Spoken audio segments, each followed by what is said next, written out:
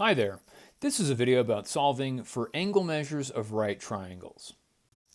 And let's say that I have a right triangle like this. Here's my right angle. I know that that angle is going to be 90 degrees.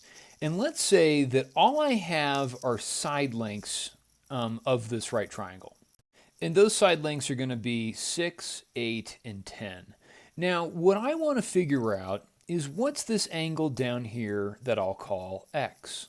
And then I also want to figure out, well, what's this angle up here called y? And so knowing this, I can use trigonometric ratios to figure this out. I know that all my angles add up to 180, but I have to have two angles in order to do that. Okay, so let's set up a trig function to solve for x. Now, looking from the perspective of x, I want to label my side lengths. This is my opposite side, this is my adjacent side, and this is my hypotenuse. And I'm going to use SOHCAHTOA to figure that out. Now, the cool thing is that I can use any one of these trig functions because I have all three sides of my right triangle. If I'm restricted, then I have to choose. But I can just choose whichever one I want. And my favorite one is sine. So I'm going to use my sine function. And if I say sine of x is equal to 6 over 10, my opposite side divided by my hypotenuse, then I want to be able to solve this equation for x. And so what I have to use is I have to use what's called an inverse. And an inverse means that I'm going to switch my angle measure and my ratio, okay? And watch what I write here. I'm going to write that x is equal to sine inverse of 6 over 10. This is all I have to do to solve for my angle measure. I don't have to do any crazy algebra. All I have to do is switch my angle measure and my ratio and use my inverse trig function. Inverse means that you switch values, okay? And what this does is this allows me to solve for x. Now I'm going to plug this into the calculator in degree mode to find out what my angle measure is.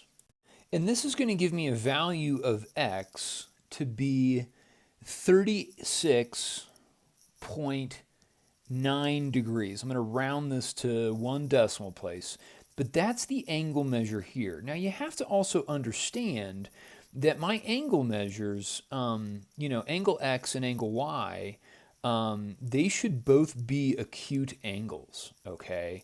And that's just one of the properties of a right triangle. But these numbers, whenever you plug this in, this number should make sense based on your picture, okay? Now, I can really set up any trig function, okay? So I'm going to set up sine or cosine and tangent of this as well and solve for x. Now all I've done here is I've just set up my trig functions. I've just set up cosine of x is equal to my adjacent side over my hypotenuse.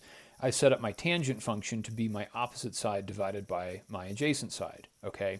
If I wanted to solve for x in either of these, all I would do is do my inverse, and I would set x equal to cosine inverse of 8 over 10. Here I would set x equal to tangent inverse of 6 over 8. Again, all I'm doing is switching my angle measure with my ratio. I plug these into the calculator and I'm still going to get that x is equal to 36.9 degrees, okay? Now the question is what's angle y, okay? Now you could also set up trig functions for that, but here's what I know. I know that if I take angle y and add it to 36.9 plus 90 degrees, okay, these are all degrees, I'm going to equal a total of 180 degrees.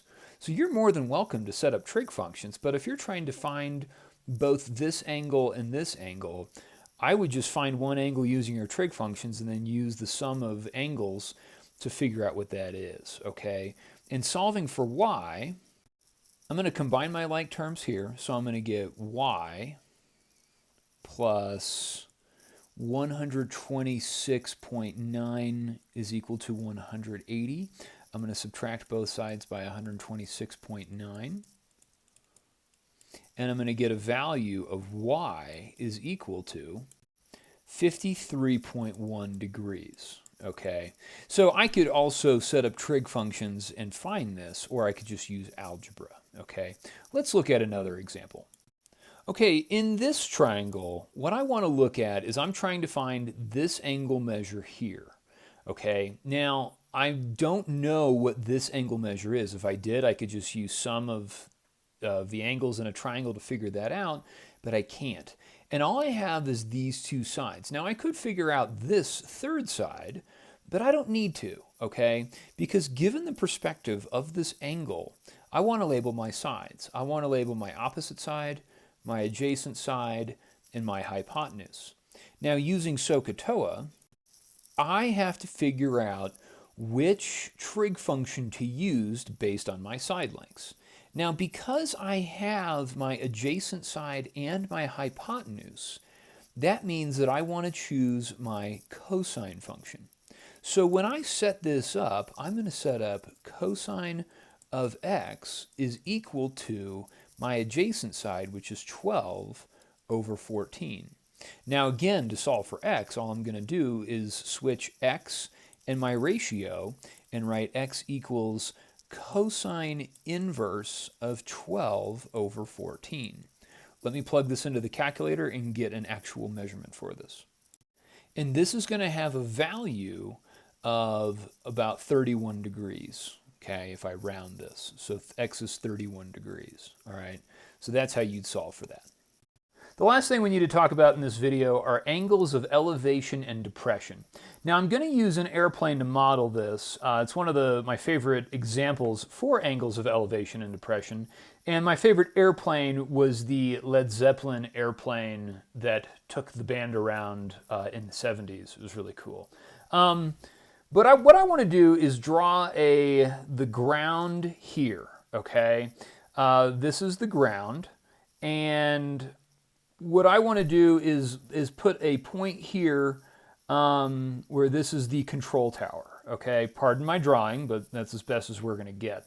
And so the plane is trying to land right here, okay? And the trajectory of the airplane is moving towards that point right there. Now, coincidentally, it creates a right triangle as well, okay? And this is a right angle here, and all these are just imaginary lines, okay, that are created with the ground, okay? Now, the other thing that I want to do is label my angle of elevation. So looking at my horizontal line, my angle of elevation, which I'm going to call x, is from my horizontal up to this imaginary diagonal line, okay? So this angle right here is my angle of elevation.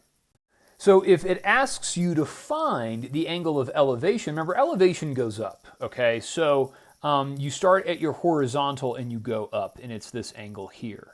Now, the other thing is our angle of depression, and I want to start at this point here, and I'm going to draw another imaginary horizontal line that is parallel to my ground here, okay?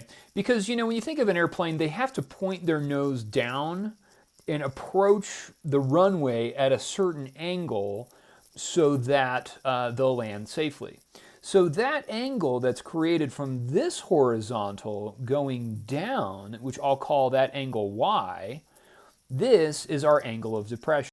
Now the other thing is that from this point down here, this one where the runway starts, is if I draw another line that goes up, okay, I create another right angle, okay? And I know that this distance here of my ground and this distance are congruent. I also know that this vertical distance and this vertical distance is congruent as well, okay? So you have two congruent right triangles, and we also know that the angle of elevation and the angle of depression this angle here and this angle here, these angles are gonna be congruent, okay? So depending on how you wanna look at it, as long as you draw the picture and you label things accordingly, it doesn't really matter how you solve for them, but as long as you draw the picture and know that this height here is the same as this height here, okay? So I hope you enjoyed this video. Hopefully all this stuff makes sense, and we'll talk to you soon. Thanks, bye.